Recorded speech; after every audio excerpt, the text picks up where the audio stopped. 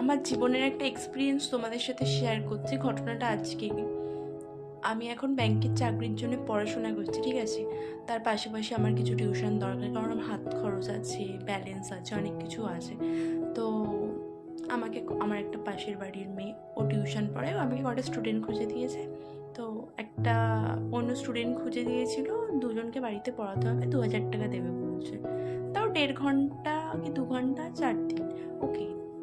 আমি সরি, আমি 2700 টাকা চেয়েছিলাম বলে তারা আর ফোন টোন করেনি, আমি আর কিছু বলিনি, ঠিক আছে ওকে। তো আজকে একজন আমাকে ফোন করেছে, বাচ্চাটা ক্লাস 3-তে পড়ে, ইংলিশ মিডিয়াম, ঠিক আছে। বাড়িতে গিয়ে মানে সকালে একবার পড়াতে হবে 11:30টার দিকে, আবার সন্ধ্যেবেলা পড়াতে হবে। ওকে, আমার 11:30টার দিকে ফ্রি থাকি, হয়ে যাবে, আর সন্ধ্যেবেলা আমি পড়িয়ে এসে বাড়িতে পড়বো, এটাই আমার প্ল্যানিং ছিল। ও বলছে, আমি বলি 1.5 ঘন্টা পড়াবো, বলছে সপ্তাহে 5 দিন। আমি বলি ওকে ফাইন, সপ্তাহে 5 দিনই পড়াবো। আমি বলি কত দেব, মানে আমি ভেবেছিলাম, তোমরাই বল, ইংলিশ মিডিয়ামে 2বার পড়ালে কত দেওয়া উচিত?